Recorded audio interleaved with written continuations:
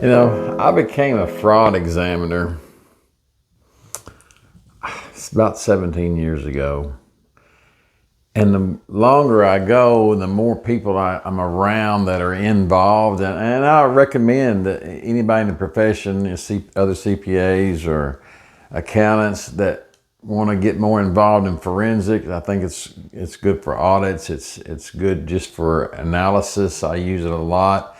I haven't been doing as many bona fide investigations in several years. I've encountered people that even on YouTube and places, they don't know it, but they're committing wire fraud when they're recording people. That it's a section USC 18, section 1341 or 1343 if you record somebody under fraudulent means. That's why people like some of the comedians, they will come in and they will, if somebody's put them up to recording you or something, and they let you know who they are, and then they get a waiver. And anyway, but that's not what I'm here for. But that's just, there's fraud all over the place. I got to thinking about these politicians and the last couple of last elections too. And what gets me about some people in my profession is that they are completely political ideologues, and they have a worldview that they like and they want to promote. So they'll look the other way, even with all this evidence, and it just drives me crazy. Even some organizations, I wondered why. I asked them, I even inquired, why didn't they even weigh in on the 2020 election? Because a lot of people that I know that have a lot more knowledge in this area, and as far as fraud and everything, and has written articles and different things like that over the years, and actually have a bigger background than I do in the area and in the profession, questioned a lot of it because of the anomalies and the things going on, and just the way that the spikes. And you've seen the charts where all of a sudden they quit voting in the middle of the night, and you see it, like I say, you see it quit voting in the middle of the night, and all of a sudden, the vote count kind of dramatically jumped up the same percentage across the board on a lot of different machines and different things. Anyway, and that's not what I'm here for. I got to thinking about a lot of the fraud out. And, if I go out of here and I defraud somebody, like the FX whatever guy, where I actually get your money and I'm supposed to be investing it, and someone can follow the money on that. They can see where I invested it. I have to show you, I have to prove, and all these different things if I'm dealing one-on-one with somebody. And I have to validate that at some point if I'm questioned or, taken legal action is taken against me. So that's one thing. And if I go out here and go get a product and I get it or something and buy it and take it back somewhere else and try to get more money out of it and say I spent, I paid this much for it. Like if you go to a store in one area and then you have a receipt and you go back and, I lost my receipt, but I paid this and that's what it was, and you bought it on sale. This little things like that are fraudulent. Maybe backdating something, that's fraudulent. There's all kinds of fraud. But when you get into politicians, think about it. What is one of the biggest treasuries there is? Think about if you were back in the days of Aladdin and you wanted to get into some gold and you wanted to find where the gold is hidden, where would that treasure be? Well, the United States government has a big treasure. They even have lock boxes that, from all I can see, haven't been locked in a long time. And you have all these politicians that get together and they go out and drink and eat and whatever, and they come up with ideas. Think about it. If you have an idea, let's say like climate change or something having to do with health or anything, whatever it may be, vaccines or anything that you think the government needs to be involved in. I'm a politician, and I think the government needs to be involved in that. And there's reasons why I think the government needs to be involved in that. Because I just know the people that could help, like with climate change. I know people like Solyndra. I know people that run businesses like that. We can probably get some other people on board that have their own projects too that we're about to vote on.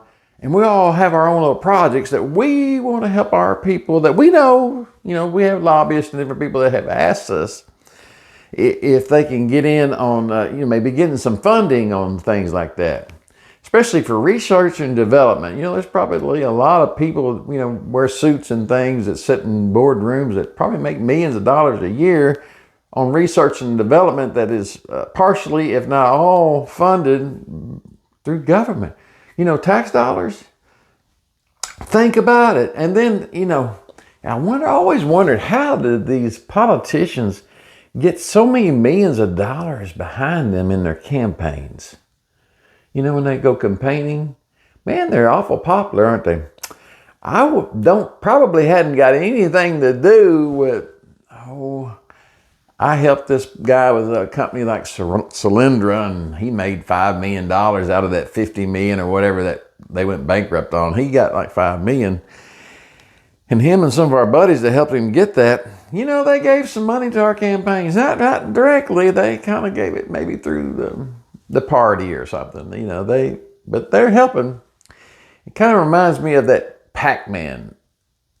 You used to play Pac-Man, and you travel around and you gobble up these little gems, right? But I guess if you decided to go somewhere else to gobble up stuff, you got this thing chasing you. And we could even say it's maybe the IRS or some other government agency is chasing you because you're not giving them some of your goodies back to your source that helped you come to the game, right?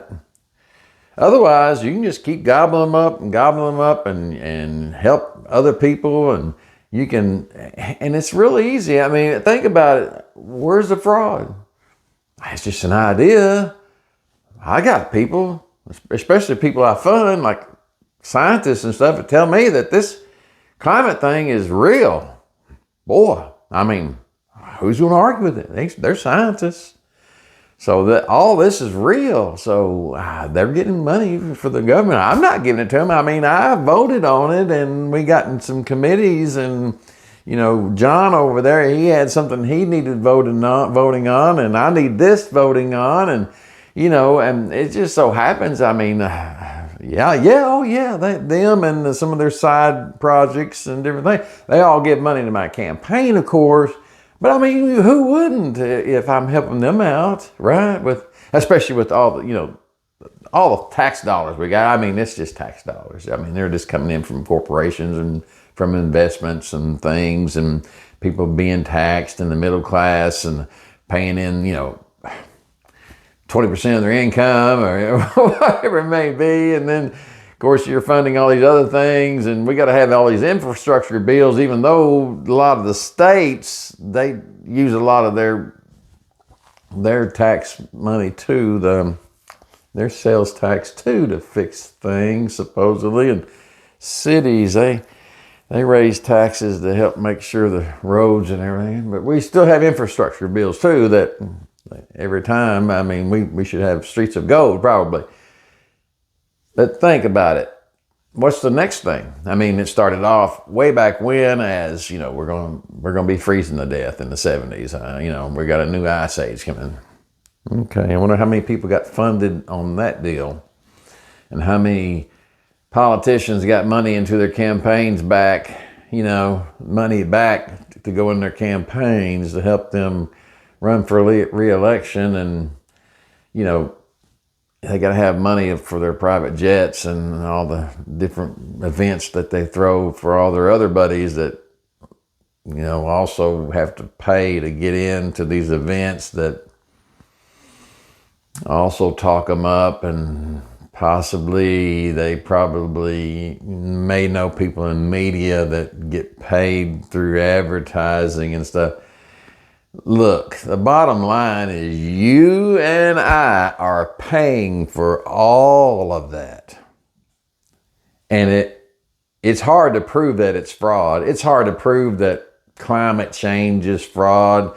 It's hard to prove that all these different things. I mean, you hear about these crazy projects where they're studying frogs in New Zealand and stuff to see if their mating habits are in line with, I don't know, lizards out in the desert or something. These are all legit, you know. I mean, they're studying this because it's going to help mankind somehow. And you're paying for it and I'm paying for it. It's all rounding back to this. As somebody who's studied fraud and know how it works and seen it work and seen people just trying every little thing from an extra check and I forgot and I did this, didn't mean to, all these things that questionable. Man, there's nothing better than politics for this. There's nothing better. Like sending money to Ukraine. Oh, it's supposed to go wherever. Who's auditing that? I don't know. There was like $2 trillion missing right before 9/11 happened. All these different things. I didn't know what to think about that. I'd heard that, but I saw a video on it not too long ago. Rumsfeld talking about that. There is a video out where he's talking about a couple $1 trillion missing, and that's right before 9/11 happened. And the theory is, anyway, it was in that part of the Pentagon that got hit by a plane that some people say that wasn't a plane. I don't know. I never saw parts either, but it's just crazy. But the fact is that the only way to fix this is Article 5. Look it up. It's in the Constitution. Article 5 is a convention of states. That's where all the, we got to get I think 2/3 of the states have to agree to meet. And they all get together and they look at things that are going wrong in government. Like maybe they're looking at the taxation. Maybe they want to get a flat tax so we can get rid of all the different agencies like IRS and stuff and repeal the 16th Amendment, which taxes us. Maybe we want to have a balanced budget amendment. Maybe we want to have term limits. Maybe we want to limit lobbyists. And some people go, oh, well, they start monkeying with our Constitution and amendments and stuff. They could take away our guns and stuff. It takes 3/4 of the states to ratify anything that comes out of the Convention of States. So if the conventions of states said they're going to get a balanced budget amendment, they're going to take the voting for senators back to the way it was, where they're appointed by the states instead of voted on. That way you can't have somebody in California that is getting money from New York through lobbyists and stuff to run some guy that you never heard of, that all the gullible people think, well, he must be great because that's all I see on the news. That's because they're paying all these ads and stuff for them. If you want to stop some of that, and you can, right now, well, you still have enough people possibly in state governments that will do the right thing. But as more and more people get corrupt, even to the state levels and the county levels and different things, it's going to be harder and harder to use that Article 5 that the founders gave us to fight and fix this, because it's not going to happen in Washington. You understand? It's not going to happen in Washington or anywhere else that there's government. You want to get rid of the FDA and all these other alphabet agencies that have all this power too, that aren't voted in, that are just bureaucrats that have lifelong appointments and different things. Article 5, Convention of States, and get involved in your states. Right now, I think it seemed like there's like 20 out of the 30. I mean, so you got to have 2/3, so you got to have 34 states to sign on to this to have the convention, and they meet, right? And then I think it's, you got to have 3/4 vote on something. So what is it? 37, 38 states have to ratify any changes to the Constitution. So that's the only way, because the people in Washington are always going to weasel out. They may say they're for term limits and everything. There's always something that comes up. We had to go back into the committee. We had this Ukraine thing. They're never going to get around to it. You understand? They're never going to. So without a convention of states, that's their only hope. And if they ever get to a point where they can have that amended in our Constitution, Article 5, there is none. That's the only way that our founding fathers gave us to take power back from people that are turning into tyrants and making government too big for us to even handle. And you can see it. You can see it. So contact your state representatives. I'll put some links below. If they're not here immediately, just keep coming back. I will put them below, or you can go and look up your state representatives, contact them and ask them about a convention of states and ask them if they've signed on. Go to conventionofstates.com and get more info. There's links there to your different states. There's links to all these things that you can do to help facilitate and push this agenda down the road. Because the longer we go, because they know we're trying to push this and they're fighting it because, hey, they can't get their climate change money. They can't get their new vaccine money. They can't get whatever new is coming up money, the new communication money, their new 5G money, whatever money that they deem that they can get without being necessarily fraud. Because, hey, that's my opinion. There's some other people over here saying that climate change is real. Vaccines work, and we need a new road going to nowhere in Alaska, just in case. There's always some money that can be moved around and given out to people, and then somehow it ends up in some accounts of some friends that, maybe owe me some money, or, it's just a big washing that's called money laundering in a lot of circles. Just saying, put your thinking caps on.